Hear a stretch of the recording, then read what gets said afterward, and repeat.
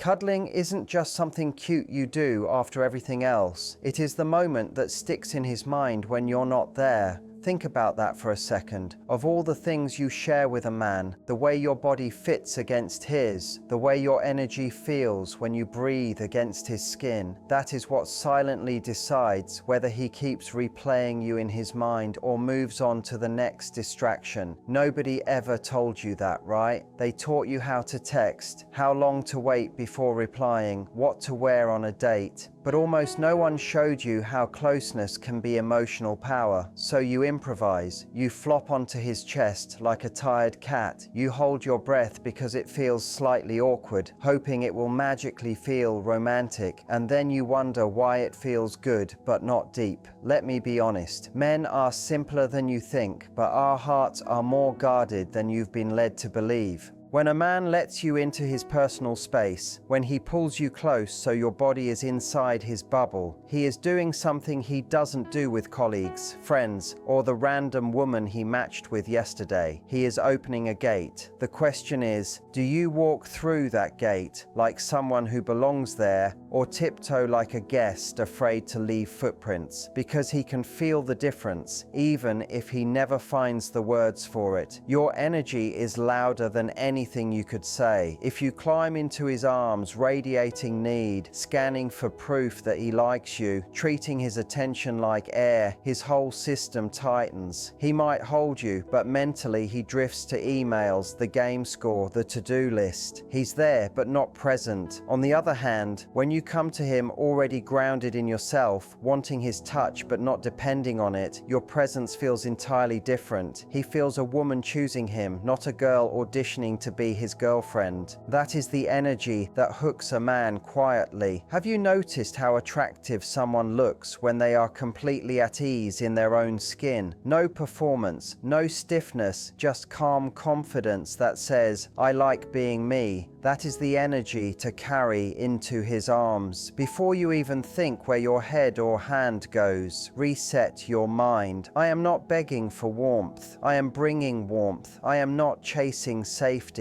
I am offering the safety I already hold inside myself. Most women lose this game without even touching him. They enter the cuddle like they are stepping onto a stage to be judged. Is my hair okay? Am I too heavy? Is he bored? That internal noise disconnects you from your body. He can feel it. He may not know why, but he senses static instead of softness. Start with something simple, your breath. When he pulls you close, let your body melt into him by choice, not accident. Take one real, audible exhale, not a dramatic sigh, just a natural, slightly louder breath that says, I am relaxing here. That one sound tells his nervous system, she feels calmer because of me. He associates his arms with your peace. Men get addicted to the places where they feel effective. The more he senses that his presence eases you, not because you're desperate, but because you soften naturally, the more he wants that role. You're not performing, you're letting him feel an emotional win just by being close. Next time, instead of obsessing over what he's thinking, ask, what am I feeling in my body right now? Notice your shoulders, your jaw, if you're holding in your stomach. Consciously release one small tension at a time while in his arms. This tiny practice does more for chemistry than 100 forced conversations about where this is going. Soon, I'll show a subtle move with your head and shoulders that flips a switch in his mind from this is nice to I don't want this to end. First, understand that your presence before any technique is the secret weapon he never sees coming. Most women think magic begins when their head touches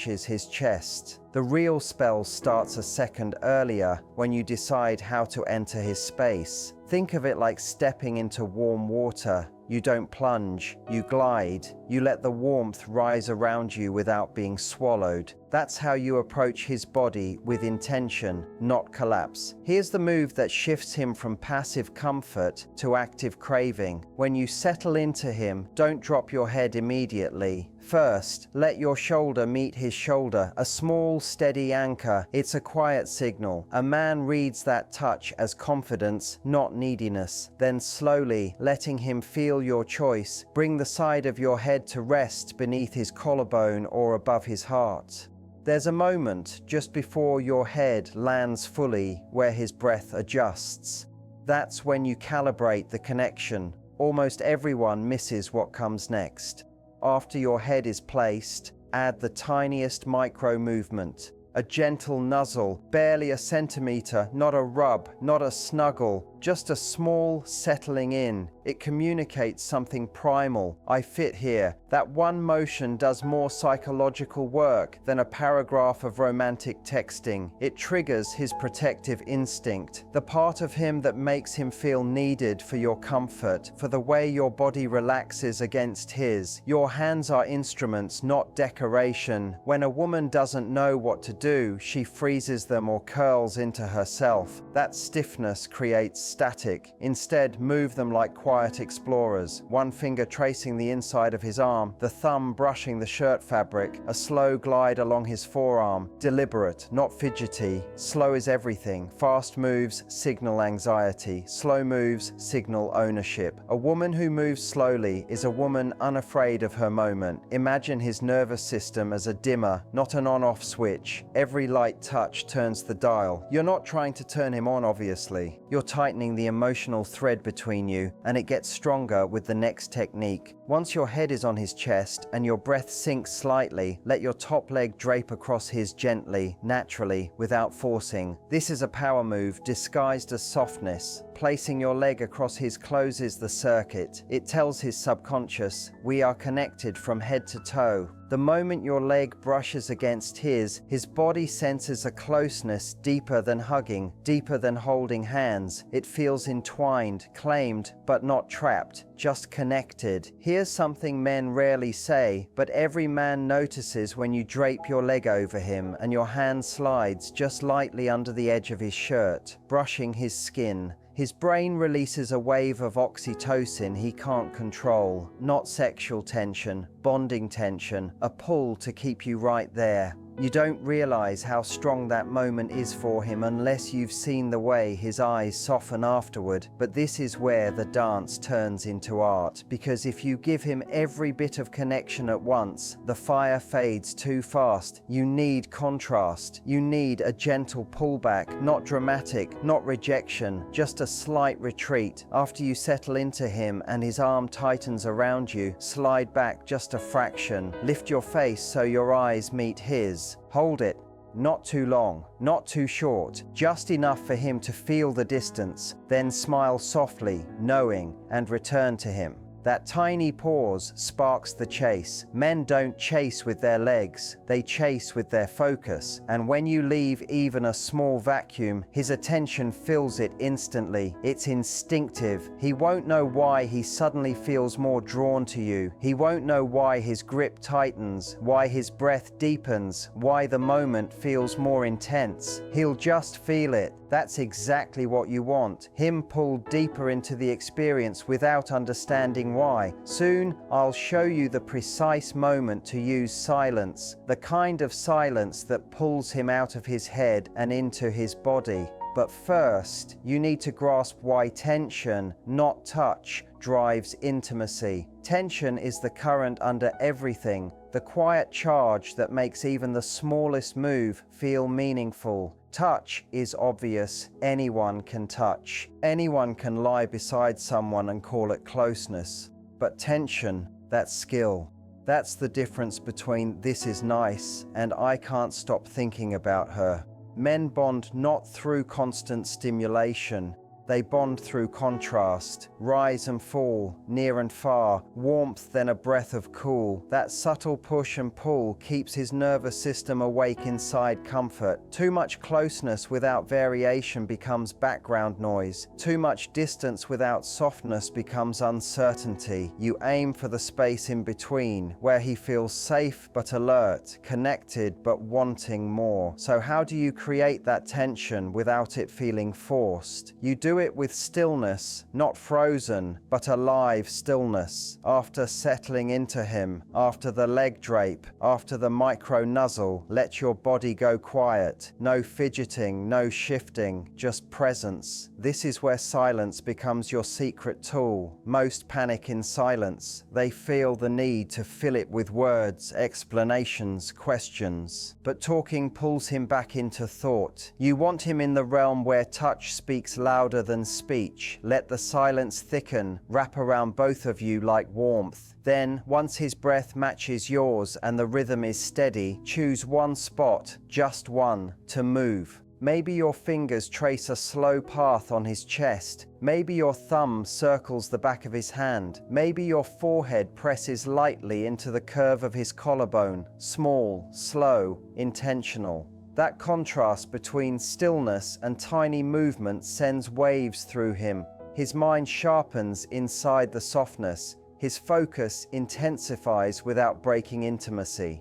Now here's the interesting part. Don't just react to movement, he reacts to your inner state. If your mind races, judging yourself, worrying if he's bored, your body loses warmth. Your touch feels mechanical, not alive. Ask yourself in the middle of silence, what feeling do I want him to sense from me? Not what to think, but what to feel. Warmth, playfulness, safety, desire. Pick one and let your body show it without words. To radiate warmth, soften your jaw and breathe deeper. To radiate playfulness, let your fingers trace a teasing line down his arm. To radiate desire, shift your hips slightly closer. A subtle movement his body interprets instantly. Many women go numb here, becoming passive. But passivity kills tension. Small gestures keep the connection alive. One more layer, the spot where your face touches his neck. That space triggers instinct. Men are vulnerable there in a way words can't reach. When you press your nose lightly against it and your breath warms the curve beneath his jaw, it bypasses logic. One soft, intentional exhale and you'll feel him respond. Shoulders relax, arms tighten, breath deepens. That's subconscious surrender, but don't overdo it. The power comes from rarity. Once it lands, return to stillness. Let him feel the aftermath. Soon I'll show how to shift to face without breaking the spell and handle eye contact to pull him in rather than overwhelm.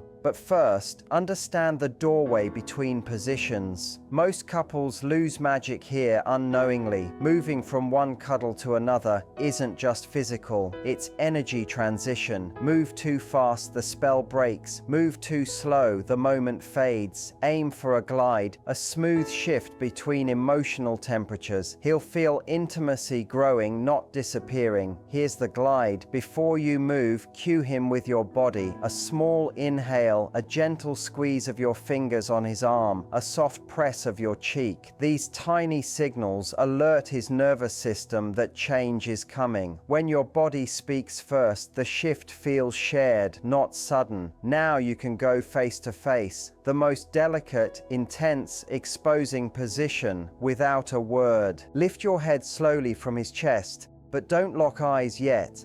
Sudden eye contact can feel like a spotlight. Men instinctively flinch. Instead, give a midway moment. As you lift, let your forehead brush from his collarbone to shoulder. Let your hand trace his arm so he senses the move before seeing it. Pause at his shoulder long enough for him to feel your closeness.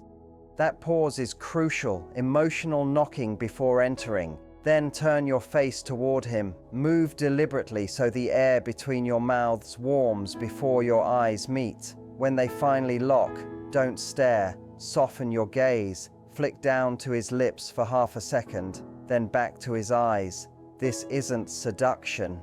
It grounds the moment, tells his body, this closeness is safe. Most women rush here, nervous, giggling, looking away, filling the moment with chatter. That kills the spell. Men crave face-to-face intimacy more than they admit. They can only melt into it when you let the moment breathe. Stay close. Let your knee rest against his thigh. Let your hand slide to the back of his neck. Not gripping, just warm and steady. Then when the silence grows thick enough to feel, add a subtle movement, your nose brushing the side of his. It's not quite a kiss. It's the hint of one, the promise of one. This is where emotional tension reaches its peak. He's close enough to feel your breath, but far enough that he can't guess your next move. And a man who can't predict you is fully engaged. If he leans in, don't rush to meet him. Let him close the final inch. If he doesn't lean in, don't pull away. Instead, lower your forehead to touch his. Hold that soft connection for a few seconds. This is primal. This is bonding. Animals do this to signal trust. Humans do it instinctively, and it feels sacred without reason. Once you anchor that moment, you can shift again, this time into the side embrace or back into his arms. And here's the beautiful part. After that face-to-face intensity, the next position feels deeper, no matter how simple it is. Even lying with your back against his chest becomes charged with meaning, as if your bodies just shared a secret neither of you can put into words. Before we reach the final part, the exit, the moment that decides whether he remembers this as nice or unforgettable, you need to understand the one mistake almost everyone makes at the end of a cuddle. The mistake is leaving too fast, breaking the connection before his mind has time to imprint it. Most people end a cuddle like they're clocking out of a job, abrupt, distracted, already thinking about what's next. They sit up too quickly, they speak too soon, they make a joke to dissolve the closeness because it suddenly feels too real. And just like that, all the electricity you built disappears. Men don't consciously notice, but their bodies do. When the ending is rushed, the memory doesn't anchor. It becomes a pleasant blur instead of a lasting feeling. What you want is an exit so gentle, so deliberate that his nervous system holds on to the moment long after you're gone. Here's how. First, don't move immediately. When you feel the moment naturally settling, when breath slow, warmth steadies, let a gentle stillness bloom. This pause signals completion without breaking the spell. Then, when you begin to pull away, do it like you're peeling yourself from warmth, not fleeing it. Start with your hand. Let your fingers trail down his chest or arm with the faintest drag, as if your touch is reluctant to leave. That one slow motion tells his mind this connection mattered. After your hand, lift your head, not quickly, not dramatically, just enough to break the physical contact while keeping the emotional thread alive. And here's a key detail. As you rise, look at him for one extra beat. Not a stare, not a show, just a soft, lingering look that says, "I enjoyed being here." That single second stamps the whole experience into his memory. Once you're sitting up or shifting away, don't speak yet. Words pull him into logic. Keep him in the afterglow a moment longer. When you do speak, choose something simple and honest. Something like, "I didn't want to move," or "That felt so good."